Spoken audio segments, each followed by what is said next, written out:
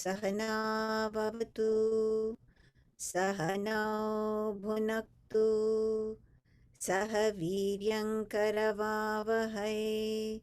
तेजस्विनावधीतमस्तु मा विद्विषावहै ॐ शान्ति शान्ति शान्तिः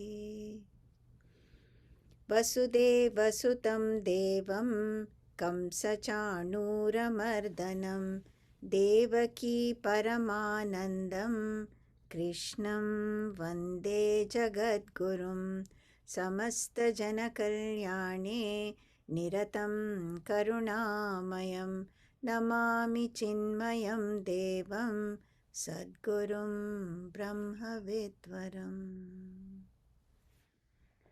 Anybody summarizing the last time's talk? I'm summarizing.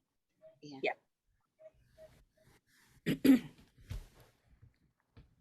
So the thing is, we are moving away from chapter 10, what that talked about one and all to all in one.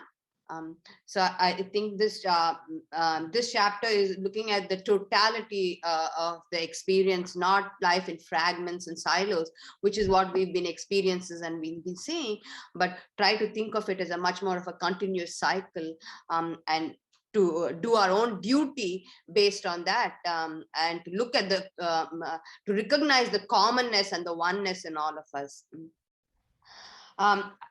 The thing about the Bhagwan, he as Krishna, Arjuna, Krishna wants to show him the form where he can see him in the totality of the experience, and so, but he's doubtful. He's saying, "Will I be able to access this? Will I be able to see that?" Then he leaves it up to the Lord, saying that if you think I can understand, that you will give me the powers and you will make me understand to be able to see that. So Krishna shows him the Vishwarupa. And he keeps telling him about all the joys and the vision, and Arjuna cannot see it. Then Krishna realizes that he does not have the ability, and then bestows on him the ability to be able to see what he's showing him. At first he sees the good, the charming and the goodness of the vision. He sees the creator, and then he says it is as though there are 1,000 suns that are blooming, and then slowly, as though the channel changes, he gets to see the other side of it. He sees the anger, the fury, the fire. He sees all his ancestors, his teacher Drona, the Bhishma, everybody being swallowed up, and it is a very scary, it seems like the end of it, the world. It seems he does not know the beginning and the end. Then Arjuna says, "Oh, I had enough. And then Krishna, that I want to go back to the original form." So then Krishna explains about the totality, how life, it is not just the good; it's the good with the bad. It is the sorrow, the duality of life, and that we have to see this in the cycle. But we have to play our role. So he explains to him at that time, there was one particular thing he talks about, nimittam, about his own be an instrument, that we focus so much on we being the doers, but we should see ourselves as instruments of the Lord, see ourselves as performing a function. If we do what we are supposed to be doing, our karma, that is what we are here to, that it is not within us to we should not take the responsibility of something happening on us. This happens regardless of what we do. Our responsibility is to perform our thing. This whole thing, because we cannot see the totality of the vision, we place this importance on the little actions that we do. They're all a part of this design, a madness, a method that we don't understand, because we see these in fragments and silos. Mm-hmm. So Arjuna asks that he wants to go back to the usual form. He apologizes that he has been taking Krishna for granted, has called him, taking him as a friend, did not give him the respect of what he is, that he did not realize that he is the divine incarnate. So Arjuna, Krishna forgives him, and then basically he talks about the divine vision, how we have to reverse this cosmic vision, um, um, to see this whole cosmos with the Bhagwan. Uh, um, and show our oneness with the cosmos. As Shashiji here has talked about the example of how the astronauts, and how when they've seen the vision or the images of the earth from up there, how they have looked at it, how they've seen, at first they would look at it and say, oh, this is each of our individual countries. Then at a distance they would start looking at the perspective of the continents, finally the earth that is floating in this cosmos. So that is how we have to see ourselves. And she quoted a poem there about how we are but a speck, but we are also the universe. That we have to be able to see ourselves in this totality of the vision as the cosmos. So to focus not on our divisions, but on the commonality of purpose, and not to let likes and dislikes drive our actions, but to look at the underlying vision and to focus on the commonality, and to do our duty and a karma based on that. Very good. Excellent. Good job. Well, so what's happening now? I'll once again sort of revisit the from the second chapter, and I'll tell you why as we go through this, because we're now coming to the culmination of the second section of the Gita. Remember, there are 18 chapters. The first section, the first 6 was about you and me, the individual, and then from 7 to now the 12th, it's all about Bhagwan, and then it'll culminate in this topic of devotion. So, from the reason, Bhagwan starts where we are, right? He starts where we are and he says, look, each one, wherever you are, you have to start doing your duty. And it is a very important that we do our duty, because he says it's actually a privilege that we have, that we are placed in this position, and we have to perform our duty because we all have to contribute for its harmonious existence on this earth. And by saying that, he gives the principles of karma yoga, where he says, don't expend your energy unnecessarily by worries or anxieties or even focusing on the results, but dedicate everything to me. This is the principle of karma yoga, which means when we don't dissipate energy and we focus on the present, we are one with the Lord, actually. This is dedication to the Lord. When we can do that, this is karma yoga. And why should we do that? Because then we'll bring our best at that time. And why is this necessary for all of us? Because he says, look, if you are actually the greatest of creations in the sense, we humans are the crown of creation, because we are the only ones who have the ability to make choices about actions. And we are the ones who have the ability to take care of not only other people, but also everything, all other creatures, and even the environment. And so when we look and observe in nature, Bhagavan says there is a yajna spirit which is going on, meaning everything is a sacrifice, and that sacrifice should be even on our part too. Meaning we don't look at ourselves, our self-centeredness, our selfish interest, but to see what we can do for the greater good. This is follow the principle that has been set forth in motion in creation from the beginning of time. Bhagavan says, because you have the ability to do that. So by giving us that principle of karma yoga, what is Bhagavan trying to do to us? When we do that, we just analyze and see how we feel. When we do our duty and do our best, we ourselves feel peaceful.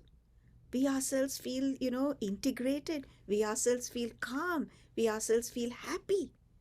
And that happy, peaceful, calm mind prepares us to understand what Bhagavan is ultimately going to show us. That there is only oneness everywhere. He started talking about it even in the second chapter. He said, look, don't forget what your true nature is not just this physical existence. It's not like you had a birth date and you have a death date and it's over. Your nature is eternal. Your nature is that pure consciousness.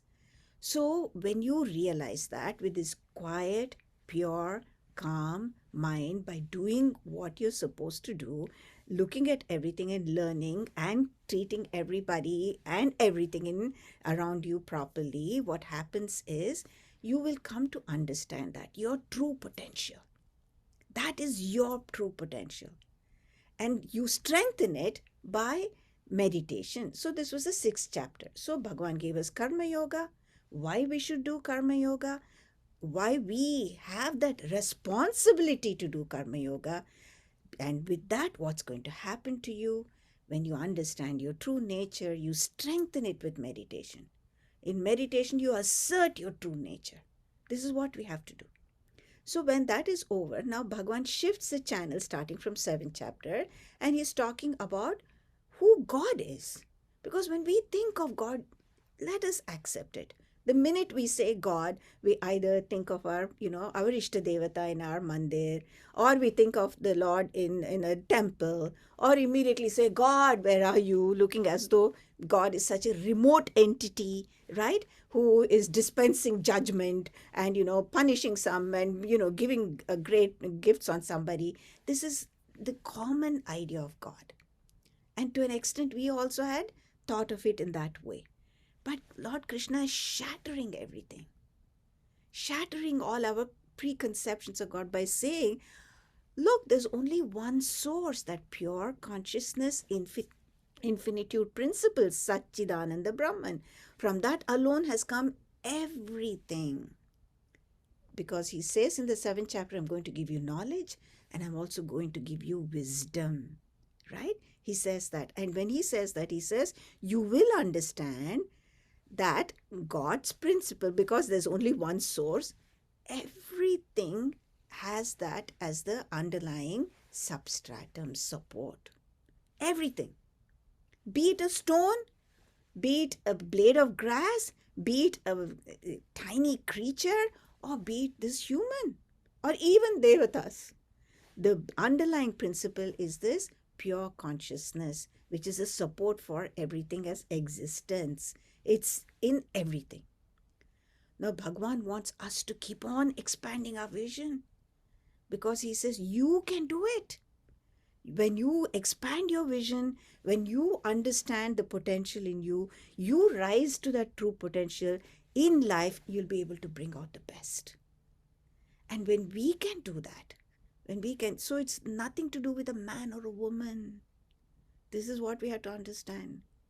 That divinity which is present in us, Bhagwan wants us to manifest that so that we can live to the best and also peacefully, independently joyous. Not depending on anything. Independent joy comes from us then.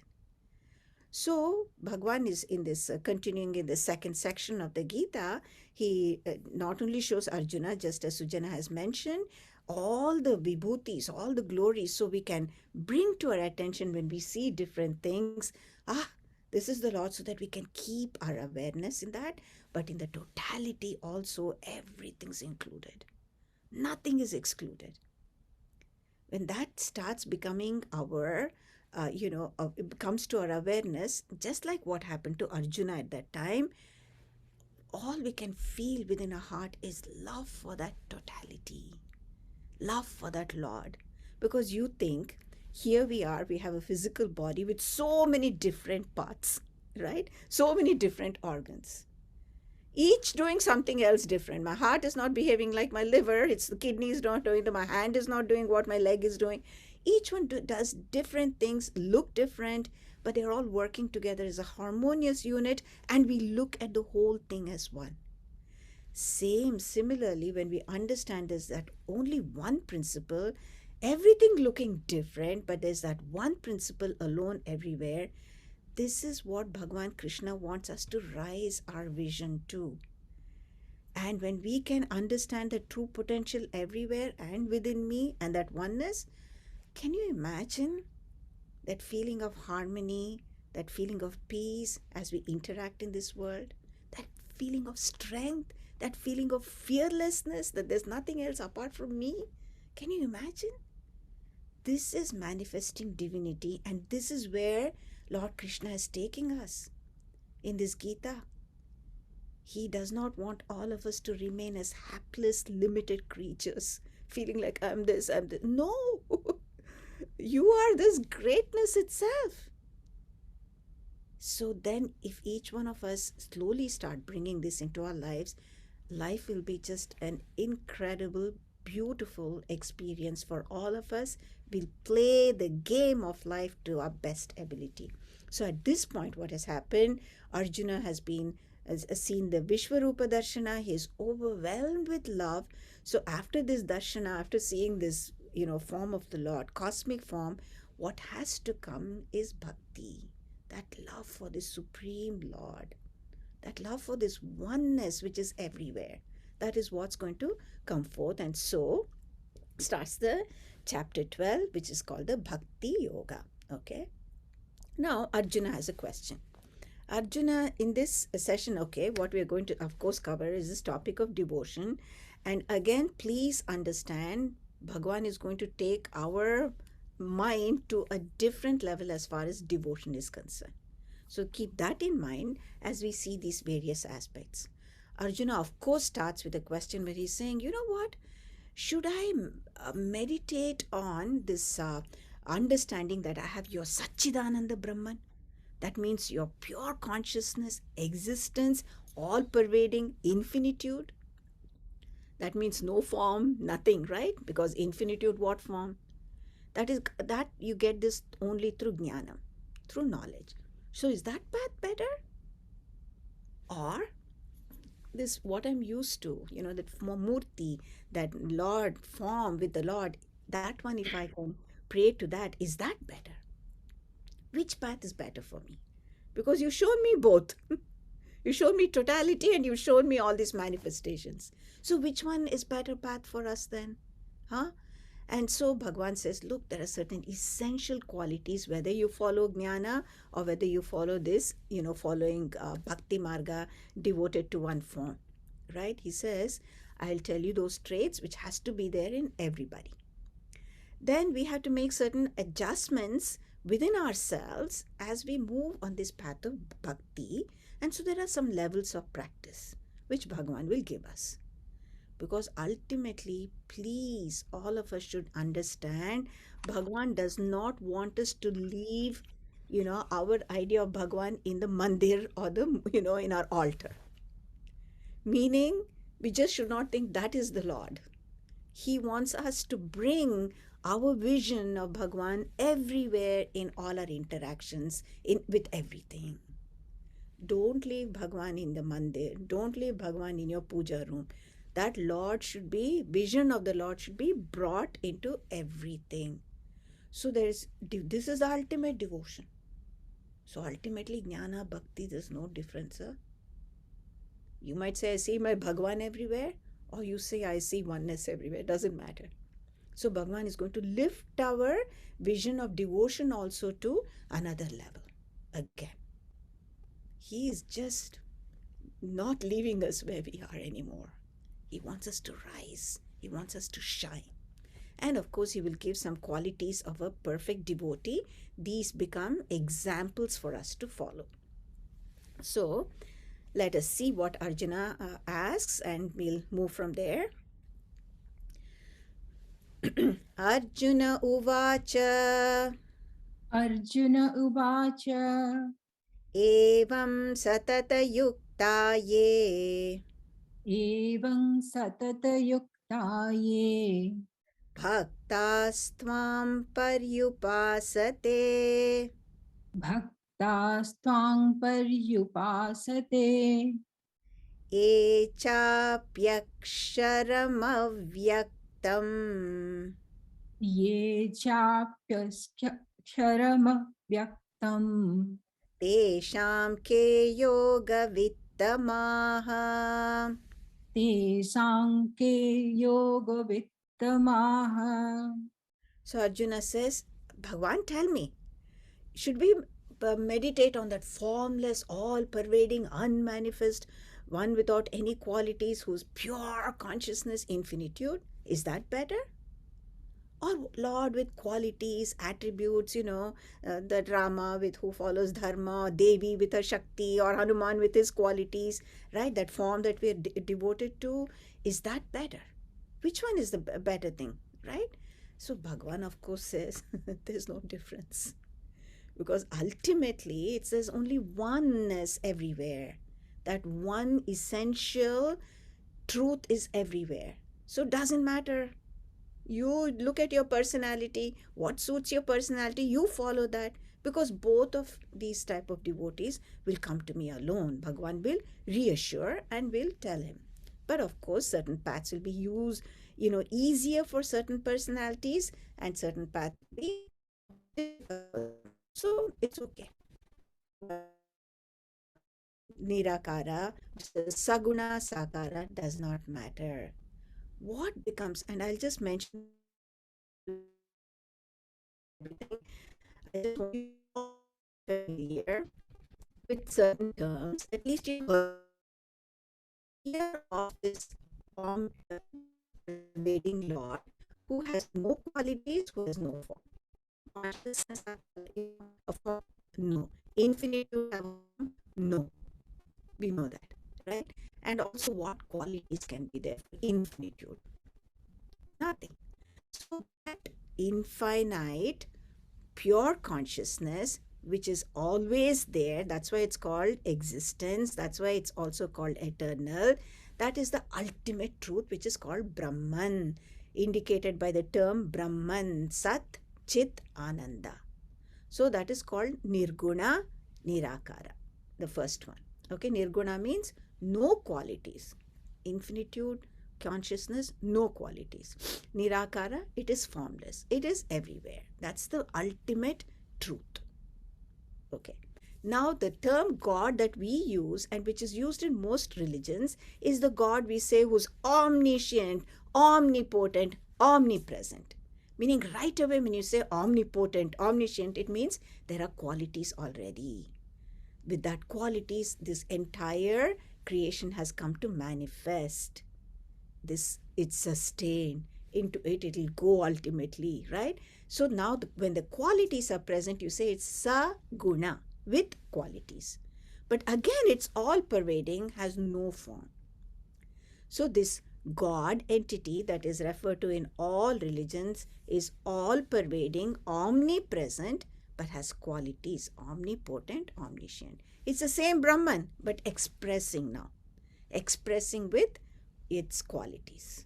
Don't get confused. Don't think there's one Brahman sitting somewhere, then suddenly somebody, God came, and Ishvara, he's called Ishvara in our, in our Vedantic language. Don't think it's something separate. It's the same Brahman, just doing nothing at some point, and then when the process of creation starts, expressing with all the qualities. Now that quality, that Shakti is called Maya Shakti. Yeah? Okay. Now, this entire universe, there's so many forms everywhere, right?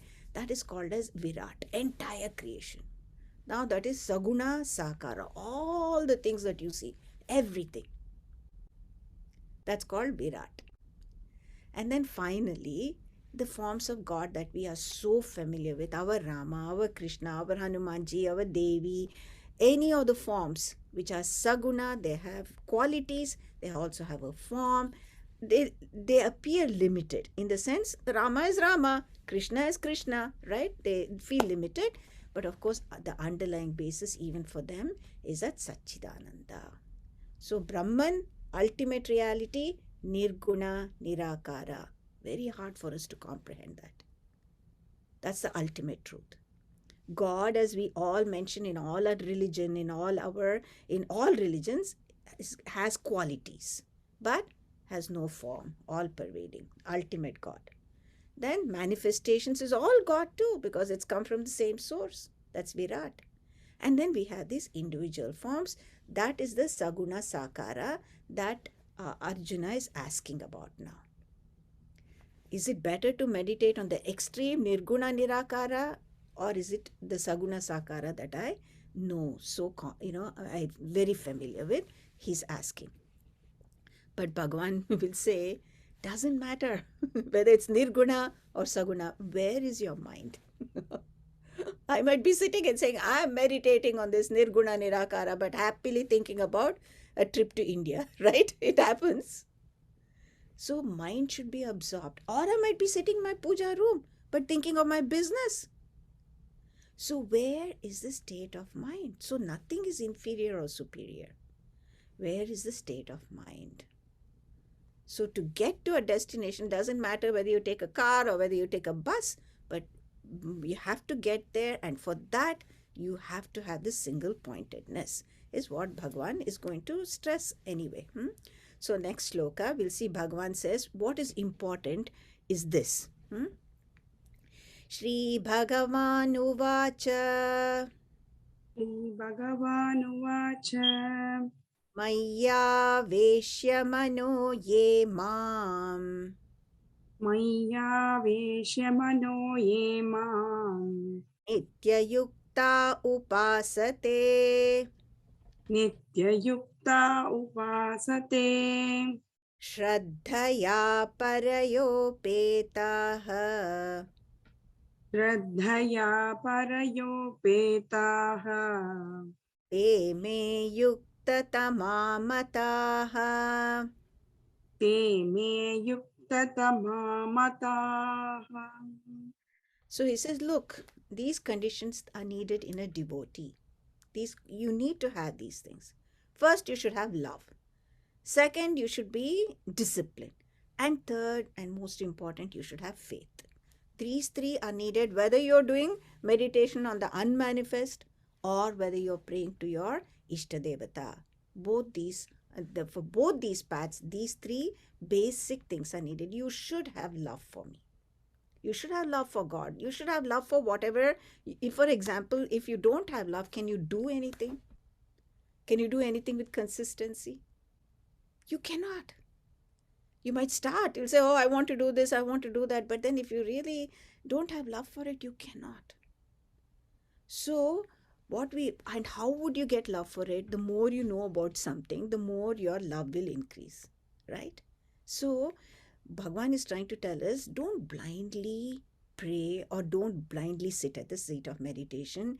Know something about me, develop that connection with me. Your love will grow, and when your love grows, your attention will surely be there. Because Bhagwan said, where is your mind, right? When you're doing all this, for mind to be somewhere, you should have love. So please learn a little bit more. Develop that love for me, develop that connection, he says. That'll help you fix your attention, one thing. Secondly, to bring the mind to anything, to make it unwavering, you have to have self-control. You have to have discipline. Because mind it does its own things. To steady your mind, discipline is important. And then you should have firm faith that you will reach this goal. And this faith is not just blind. We have understood what this Bhagwan represents, right? And we have been thinking about it. We love this fact that there is a oneness there, and Bhagwan is trying to point to that oneness, which is the Lord himself. And so, when you keep thinking like this, your conviction increases, your love increases, so your mind, your intellect, all are in line. This is called faith. Where you have done some independent, not just blindly, oh yeah, I believe. No, it's not just that. Faith is which has been reinforced with understanding. So all these three, he says, are important. If you follow either that bhakti marga or you meditate on that unmanifest, all-pervading Lord, you have to have this, he says. So he also says, nothing is greater between the two. There are people who can completely withdraw their mind and totally be absorbed on that unmanifest, incomprehensible, indescribable, all-pervading infinitude. A lot of discipline is needed. A lot of mental quietude is needed. A lot of calmness, undisturbed mind is needed. Equanimity is needed. And such people, if they're able to do that, they only see oneness all the time. The whole life is, looking, doing good for everybody because they only see the Lord. But Bhagwan says it doesn't matter. This is very difficult. This is not easy. So he says there is nothing great about this. What you follow with those three qualities is most important. Faith is most important, and love is most important. So then he says that path is difficult to just meditate on that unmanifest Bhagwan and think of it's hard for most people. So he says in this shloka, क्लेशोऽधिकतरस्तेषाम् क्लेशोऽधिकतरस्तेषाम् अव्यक्तासक्तचेतसाम् अव्यक्तासक्तचेतसाम् अव्यक्ता हि गतिर्दुःखम् अव्यक्ता गतिर्दुःखम् देहविद्भिरवाप्यते. देहवद्भिरवाप्यते. So Bhagwan says it's very difficult for most 99% of the people just to think of that unmanifest, all pervading reality, right? Because it's very hard.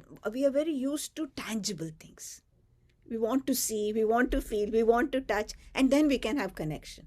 Otherwise, it's very hard, right? So he says, if you have this, that's since that is very hard, the Saguna Sakara is easy for almost everybody because we are embodied, we have a body, we always will connect with something with a form. That's easy. So then, you can involve your, speech and chanting shlokas. Your mind is in that Lord, which you're seeing in front of you. Your senses are involved, and your hand, offering flowers and washing the Lord, bathing the Lord, applying, sandalwood paste, all those things. Everything is employed. So then it's easy for us, right? But if you are advanced, that's okay. You can do that unmanifest, all pervading Lord. Devotion in that path is okay, but that's not for most people. But Bhagwan says on this spiritual path, nobody is left behind. That's a very reassuring thing to almost all of us, right? Because we say, oh my goodness, sometimes we say, even sitting and doing puja is not my, something that I do. Bhagwan will give us solutions for everything. Remembering all this is bhakti marga alone. Now you see our idea of bhakti and where he's taking us, okay? So now he says, if that is very difficult, that path is very difficult for you, and you say, I cannot sit and think of this incomprehensible, unmanifest infinitude, Satchidananda Brahman, he says, Ye tu sarvani karmani ये तु सर्वाणि कर्माणि Mayi sanyasya matparaha मयि सन्न्यस्य मत्परः अनन्येनैव योगेन अनन्येनैव योगेन मां ध्यायन्त उपासते मां ध्यायन्त उपासते तेषामहं समुद्धर्ता तेषामहं समुद्धर्ता मृत्युसंसारसागरात् मृत्युसंसारसागरात् भवामि न चिरात् पार्थ भवामि न चिरात् Partha मय्यावेशितचेतसाम् मय्यावेशितचेतसाम्. That is difficult, Arjuna, I understand. So, what you do, where are you now? Doing your duties, right? You just offer it to me. How sweetly he comes back to where we are. Because, sometimes all these things look so difficult to us. But aren't you doing, your duties? Aren't you taking care of your family? Aren't you doing your job? Aren't you doing some things in the society? We're doing things all the time. He says, just think of me, keep your mind in me, and offer it to me. Comes back to Karma Yoga. He says, and if you just do that, you don't worry. Okay, what will I do? I will lift you from this ocean of some. Are Bhagavan is taking the responsibility now. How beautiful. Huh? Tesham Mrityu Samsara Sagarat, I'm going to Uddarat. I'm going to lift you up. Tesham, look at this beautiful sentence. Tesham aham samudharta mrityu samsara sagarat. Tesham aham samudharta. I will lift you up. Don't worry. Fully I'll take care of you. From what? This constant changes which trouble us all. I will. Whereas in the sixth chapter, what did we said, okay, Bhagwan, I'll purify my mind. I'll understand who you are. Your, incomprehensible, eternal nature, Satchidananda. I'll understand. Then you meditate. Bhagwan said, you meditate, and he said, you put forth your best effort. Lift yourself by yourself. He said. So he put the responsibility on our shoulders. He said, Uddared Atmanatmanam. He said, right in sixth chapter. And now what is he telling us? He loves people who love, that emotion that connects us. He says, I will take care of you. I'll take care of you. You just do your duty, offering it to me, and you just leave it to me. I'll take care. So now comes this bhakti yoga, right? Bhakti sadhanas. Now, these are all crucial things. Do we love God alone, or do we love God also? Along with other things, you know. And at this point, yes, I love God, there's no doubt, but along with that, I have a few more other things in my list. So Bhagwan's sort of going in gradation, how it has to be one single pointed desire versus how it becomes, hard for us. So what can I do? First, he talks about the best devotion, and then he gives 4 grades so that we can adapt those practices depending on where I am. And then very sweetly, he says, you'll see in these verses, he says, don't worry. I like the one which is where you are right now, which is probably according to this the lowest, is that's the best. Huh? What I'm doing is the best. Perfect, he says. That's his compassion. That's his love. But where we have to aim, he starts with that. Mayyeva mana adhatsva. Mayyeva mana adhatsva. Mayi buddhim niveshaya. Mayi buddhim niveshaya. Nivasishyasi mayyeva. Nivasisyasi mayyeva. Ata urdhvam na samshayaha. Ata urdhvam na sansayaha. This is tough, okay? But this is the highest bhakti. This is where we should aim. This is finally the ultimate bhakti. So these 4 paths of yogas are prescribed.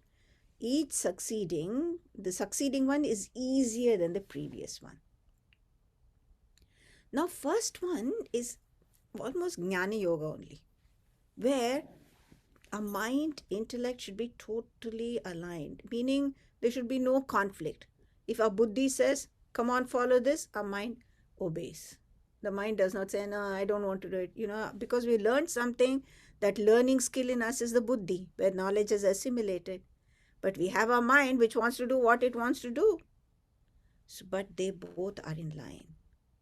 Then we fix that mind on the Lord, and we only absorb our mind on the Lord. I'll explain this some more. This requires a lot of determination. Very sincerely we have to persevere. A lot of discipline. It needs that. So what is mind usually? It'll think of different things. Here the thought should be, I want that Bhagwan alone. I want to reach that Bhagwan alone. I love that Bhagwan alone. Then our buddhi says, that's the goal. Our love, minds, it's a seat of emotion. That love should be for this path and for this God. And then this intellect, which has now come to understand what God is, has that knowledge. That one is saying that is our goal. So love to the goal should be integrated. Both love, understanding should be there, is Bhagwan saying. Now, what do you mean? practically, because now we are talking about bhakti, right? So when I sit in front of, for example, uh, let's say Hanumanji, because I can quickly bring my mind to that. Hanumanji, Hanumanji has so many great qualities. Buddhir, Balam, Yasho, Dhairyam, Nirbhayatvam, Arogata, Ajadyam, Vakpututvam, we say that, right? That little prayer. He has all these qualities of intelligence, of strength, of fearlessness, of humility, of that ability to speak, with extreme clarity, extreme knowledge he has, as well as he's very alert. So many wonderful qualities, Hanumanji has. Now, you see, those qualities are present in you and me too, but all dormant. So, when I sit in front of Hanumanji, those qualities which are present in full measure in you, Bhagwanji, they are present in me, but you please help me bring that out, is the first level. The second level is you are also Satchidananda Brahman, right? So may I understand that in you too. So you have to be able to pierce through the idol, the ideal. You see what I'm trying to say? There's a murti, but the murti stands for something. The murti is symbolic of so many beautiful things, and ultimately that one truth. So when this is what Bhagwan is saying is final bhakti, my Bhagwan and I are not different. And what I see in the world is not different from my Bhagwan. This is where he wants to lift us in that ultimate bhakti. Oh, this sounds a little too difficult, Bhagwan. My goodness, you're again pushing me back to that, Jnana Marga. I told you I'm not qualified. Don't worry. Ata chittam samadhatum अथ चित्तं समादातुं shaknoshi mayi sthiram न शक्नोषि मयि स्थिरम् abhyasa yogena tataha अभ्यासयोगेन ततः मामिच्छाप्तुं dhananjaya. मामिच्छाप्तुं Dhananjay. You don't become a master at anything overnight. We all know that. Whether you want to be, good at yoga, whether you want to be good at, practicing for a marathon, or whether you want to be, take the ultimate ones, Olympic swimmers or any of those things, nothing happens overnight. There's an author and, I think he's a journalist as well, Malcolm Gladstone. He said there's a 10,000 hour rule. If you want to become good at anything, the amount of practice that you have to put is at least 10,000 hours, he says. Of course, you need a good teacher also, right? In case you're learning music and everything. But anyway, this is the type of, and we know that. Bhagwan is not saying something something we're not familiar with. He says, look, if that is hard for you, if you have understood my Hanumanji is all this, and I've also heard this, when I sit in front of that murti and I start praying, you think of it, you know that the mind wanders. Just bring it back gently. Bring it back to your object. This is abhyasa. This is practice. Keep practicing. Then what will happen? You will get good at it. Practice will make perfect. So don't worry. Just start doing it. Make that your regular habit. Regularly, I will sit for beginning 10 minutes. I'm going to sit there and my mind will wander. I know that. That's my nature.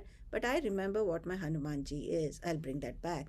That Satchidananda, Atma is also this Hanumanji. This qualities in Hanumanji is also in me and I invoke that. Same, keep on bringing it back. Of course, this will need you to, if you need to make time for all these things, you have to let go of certain things around you. Your schedule, you have to take a reading pen and start saying, okay, this is not necessary. This might not be, that extra tea times, whatever meeting I had, need not be there. This thing, you have to cancel certain things so that you can devote time for this. Right? So you have to practice and you'll get good at it, he says. But we are great people. We say, oh, that's also hard for me. So he says, don't worry. Look at Bhagwan. He's now says, that's hard, you say. Abhyasepya samarthosi अभ्यासे समर्थोऽसि mad karma paramo bhava मत्कर्म परमो भव madarthamapi karmani मदर्थम् अपि कर्माणि kurvan siddhimavapsyasi. कुर्वन् सिद्धिम् अवाप्यसि. So Bhagwan says, if you say that, Bhagwan, I can't sit down. That's my problem. I feel restless all the time. It's hard for me to sit down and do all these abhyasa yoga, bring my mind back. Very difficult. And also, Bhagwan, you tell me, most of the time I'm doing things. I'm a busy woman. Okay? I'm doing things. So when I'm dealing with the world, what should I do then? What type of bhakti should I practice? Bhagwan says, don't worry. Whatever you're doing outside, you make it an act of worship. Every act of worship, what do you mean by that? So, in our scriptures, there's always something to sort of support all these type of statements. So in Srimad Bhagavatam, there's a story about Prahaladji. Prahalada was a great devotee of Bhagavan. And his father Hiranyakashipu could not stand Lord Vishnu. And every time he spoke to this little child, the child would say, I know what is the greatest thing and I know what is the best thing to do. He would say, the greatest thing in this world, universe is Lord Vishnu. Hiranyakashipu would get mad. And then he says, Prahaladji would say, the best thing to do, I have heard, is to do Shravana, Kirtana, Smarana, Padasevana, Archana, Vandana, Dasya, Sakya, Atmanivedana. To that Vishnu. It would make his father mad. The Hiranyakashipu persecuted Prahalada because of that. But Prahalada said, no, this is all we have to do in life. So here he says, when you listen to stories of the Lord. When you speak or sing God's glories. When you remember the Lord in the background of your mind all the time, like a tambura going on, and the musician never, loses that hearing of that underlying drone of the tambura. Like that, constantly remember the Lord. And then your act of any service should be as a service to the Lord. Any worship, again, offer it to the Lord. Any prayer, it's Bhagwan's prayers, right? And you are the servant of the Lord. I'm an instrument of that Lord. And develop that friendship with the Lord. Have conversations with God. Develop that connection. Ultimately, it's just that Lord. Atmanivedanam. Let us think. If you and I did not have that consciousness in us, giving us life, what is the use of these hands? What is the use of a brain here? What is the use of all my sense organs? Of no use if there was no life because of that consciousness principle, which is God, right within us. So, everything is happening because of that presence of that consciousness in us, that God in us. So let's listen to inspiring stories. Let's, be in positive, company all the time so that we speak positive things. Remember with gratitude what we have received, an ability to do everything, all because of that Lord. Right? So that let every act of mine become a worship of the Lord, a service of the Lord. Right? And so prostrate to that Lord. Let me be an instrument of that Lord. My connection, let me deepen. I am just a mere servant. I'm totally dedicated. This is what he advised. And when we do that, even if we start shifting our attitude a little, see what happens. Whether it's our work, whether it's our chores at home, whether we deal with family or friends, if this underlying feeling is there, that connection with Bhagwan is there, this positive frame of mind is there, how peaceful will be. How peaceful.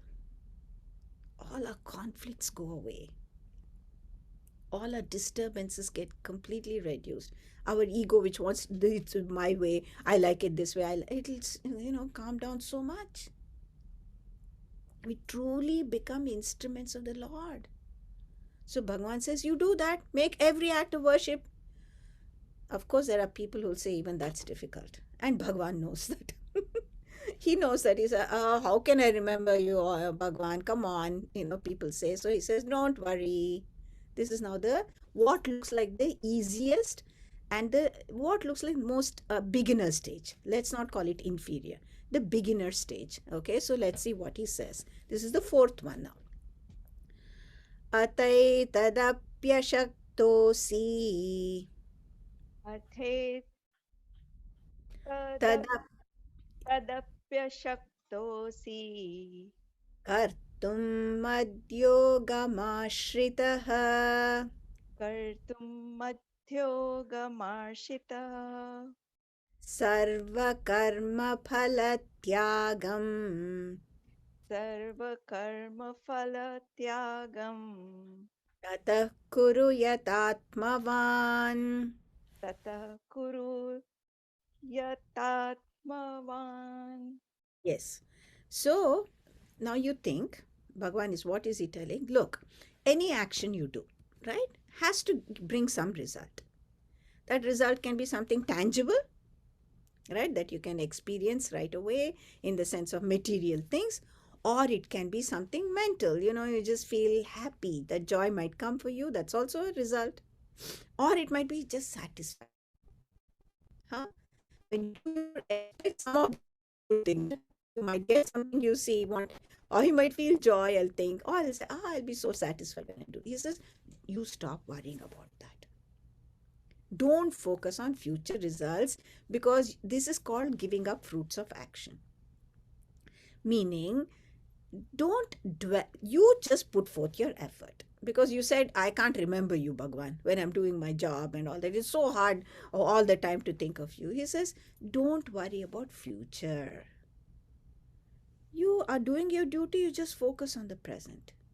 And when you do that, we ourselves know, if we can just be in the present, how well we can do that task at hand. We all know that. And we also know, actually, we clearly know results are not in our hands. We're all very clear about that. Results are not in our hands. We might put forth. That's something that we have to do. That is in our hands. But what I'll get, I don't know. It might not get, and if I just worry about it, it's waste of your energy. Bhagavan says, leave that to me. Sarva karma. That at least, then what we'll say, okay, look, I have to do my best right now. This is my focus. So I will be in the present. At least you do that. So Bhagavan says, do that. When you say, Bhagavan's 4 layers that he's given, that totally absorbing your mind and intellect in Bhagavan, understanding who God is and everything. If you say that's difficult, he says, at least practice that. And if you say, oh, that's not very hard, very hard, I can't sit down. He says, at least when you're doing your daily duties, you offer it to me, think of me. Bhagavan, that's also difficult. Then don't worry about results. At least do that. That is the best. You said, that is the best? You put that down in the lowest thing and that's the best? Of course it is, he says. Why? How is that the best? You made the easiest one the best? Yes. Shreyo hi jnanam abhyasat. Shreyo hi jnanam abhyasa. Jnanadhyanam vishishyate. Jnanadhyanam visishyate. Dhyanat karma phalatyagah. Dhyanat karma phala tyagah. Tyagachantiranantaram. Tyagachanti anantaram. So you see how he's shifting. He's saying spiritual practices are good. He says, but you should have knowledge. That means you should do it with understanding. That's the best, right? That's what you say. But you know what? Better than that is trying to sit for meditation and practicing it. bringing your mind back, and that is better. At least you can do that, because yes, that is, I did say it's the best, but better than that is at least if you can sit down and start, bringing your mind by practice. But he says, actually, I'll tell you something. The best thing to do is giving up the fruits of action. Giving up fruits of action, that last one which you mentioned, where I shouldn't think about it, put my mind where my hand is to the task. Yeah. He says, because you know what? Then you're not anxious. You're bringing your best performance, right? And you see how your mind's texture is at that time, because you're not worrying about the result. Mind is very peaceful. You're able to give your best right there, right? Right in short term, right there, you're doing your best.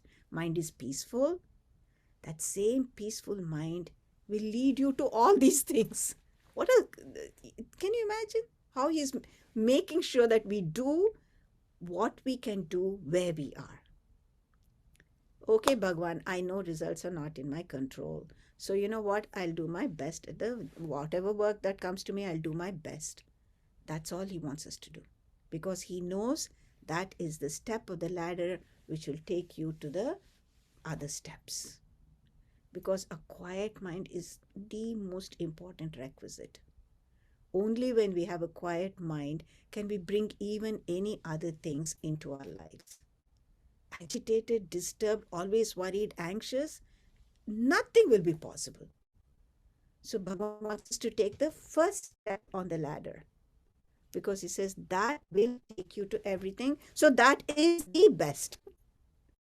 How beautiful, how compassionate. Huh? So amongst the four things he's telling us, where you are, you do your duty, but don't worry about results. Don't worry about results.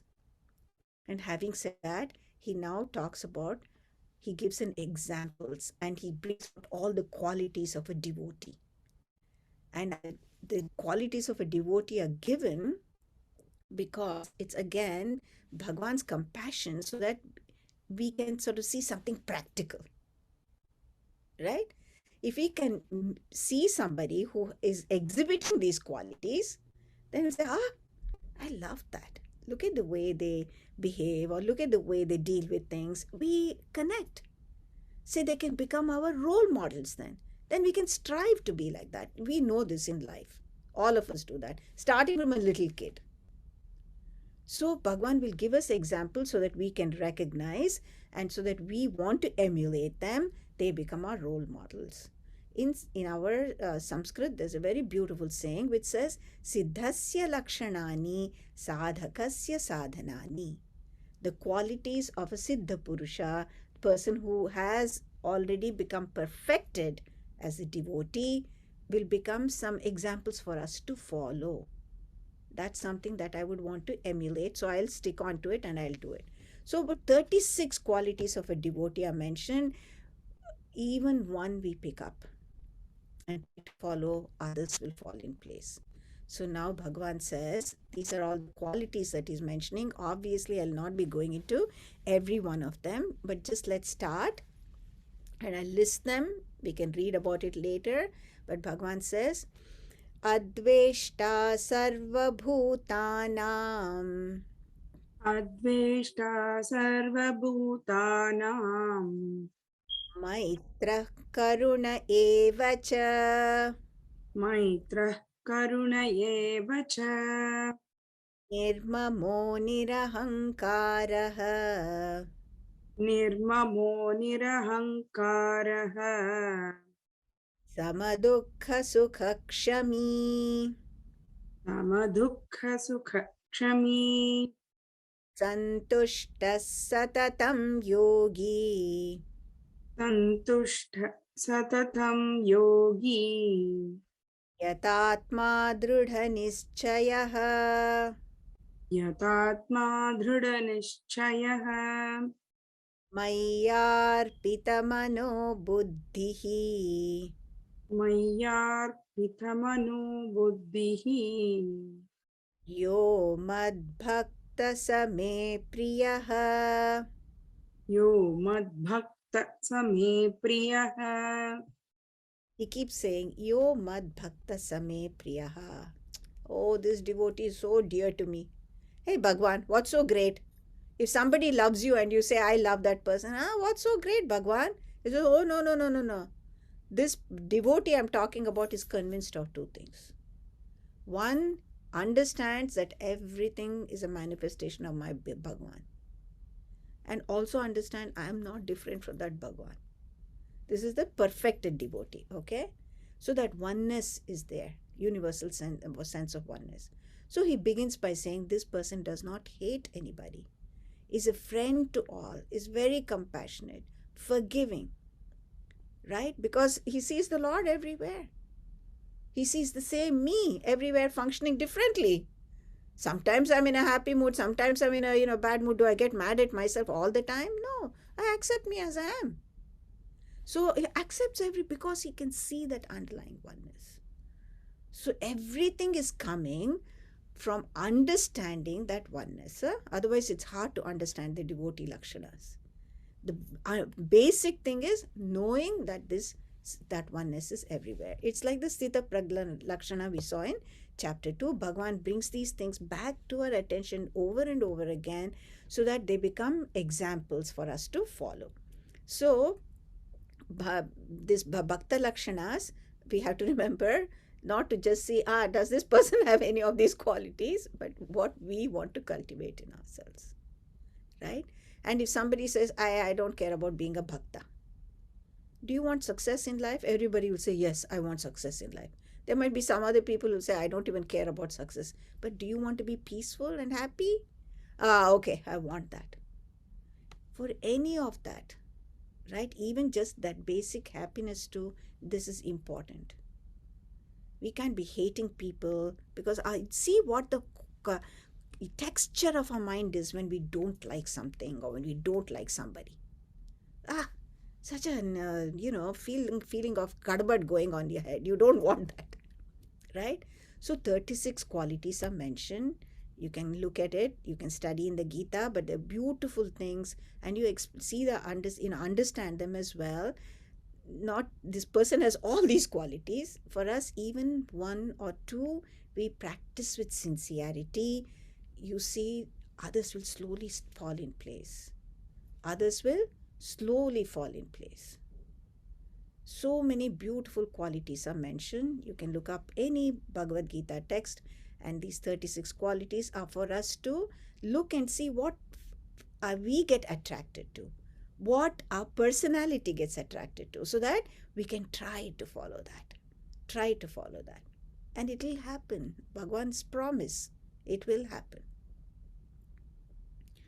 So finally, though, Bhagwan says, look, all this is good, but I'll tell you something. Finally, he says, Etu dharmyamrutamidam Ye tu dharmyamritam idam yathoktam paryupasate yatoktam paryupasate shraddhadanam matparama Shraddhadanam matparama bhaktastetiva me priyaha. Bhaktaste tiva me priyaha. Priyaha, he says. Priyaha means not one person, many, because he knows not all of us can be that supreme devotee. He said, this devotee is very dear to me, very dear to me. He said that.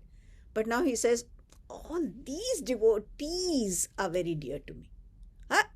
Now he's including so many people. And what is that? He says, look, have faith and put forth effort. If you're sincerely doing this, such devotees who are most of the people, I love all of them the most. Bhagwan says, if you're putting forth one step, I'll come running to you, taking 7 steps. This is the promise of Bhagwan. You just do what you have to do. I've given you so many options, but you do it faithfully. Put forth your effort. You put forth sincerely. That's all I want. I'll come running. I will grab you and take you with me to that final abode. Now, there's a beautiful story of the greatest devotee, Naraji, who sort of looks at Bhagwan one day and says, Bhagwan Vishnu, why do you love those householders so much? All the time they're doing this and that, they're so busy with other things. Why do you love them the most? You always seem to be favoring that. Here I am, the greatest of devotee. So now Bhagwan says, Naraji, I'll give you a little experiment. You take this lamp, okay, and make sure that the flame does not go away, but you go around my temple. In a Bhuloka, you go around my temple 3 times. But you carry this lamp, making sure that the flame does not go away. So Naraji says, okay, what's a big deal? And he takes the lamp and he goes around the temple 3 times and he comes back to Bhagwan. Bhagwan says, Naraji, did you think of me during that 3 rounds that you did where went around the temple? He said, Bhagwan, it was so windy. I had to do everything possible to make sure that the flame did not go out. I could not think of you. I was just focusing on the task you gave me. He says, Arey, look at those grihastas. They have so many things that wants their attention and they have to take care of it. And in spite of that, with faith, they're putting forth effort to remember me and think of me. No wonder I love them the most. You are the greatest of devotee who is already perfected. And you also will, with even just taking care of a lamp, you got distracted. Those people have so many distractions. It's a very reassuring story for us that Bhagwan will never, never leave us. So this beautiful chapter it's extremely encouraging to us. Because for us, we are all emotional in our temperament. Our emotions is very strong, but that's our power. Don't feel women are emotional. No, emotion is our power. We use it to the right thing. So channelize our emotion here, right? So Lord is present everywhere. We understand Lord is a manifestation. But to think of Lord everywhere, it's very hard, right? So we have to put forth effort to remain in that awareness. So when Arjuna asked, do we worship the all-pervading Lord, formless Lord, or God with forms? He says, it's good if one can meditate on that all-pervading Lord and person will not see any distinctions or anything, divisions, but it's a difficult path. He says, you start with the form of God. You should have that single-pointed devotion. Comes with love, comes with discipline, comes with faith, right? And then keeping your mind fixed, because ultimately you don't stay in that murti alone. You go beyond and understand. So start with karma yoga first, right? Don't worry about results. In this way, you won't waste energy and you'll give the best to the task at hand. Then from that, you move to the point where you say, all my actions are dedicated to Bhagwan. Because if the Bhagwan was not present in me, what's the use of my hand? What's the use of my tongue? What's the use of my brain? Right? Because of that presence. So dedicate all actions. So that way our ego becomes less. We become more humble. More gratitude comes in our hearts. Then you practice this. Try your best to bring your mind back to the Lord, back to the Lord, back to the Lord. Then mind becomes even quieter. You'll be able to grasp all these teachings. Then you can remain in that constant awareness, he says. Sorry, I said 39. It's 36 qualities of a devotee, he says. It's meant to inspire us. If we strive for at least one of them, it'll open the doors to all others. The qualities that we have to strive for are equanimity, lack of self-centeredness, these attachments, we should give up selfish attachments, and we should have unwavering faith through this path of devotion. Om Sarve Bhavantu Sukhinah, Sarve Santu Niramayaha, Sarve Bhadrani Pashyantu, Ma Kaschid Dukha Bhag Bhavet. Om Shanti Shanti Shanti. Harihi Om. Shri Gurubhyo Namaha. Harihi Om. Thank you. I took a little bit more time today, but I just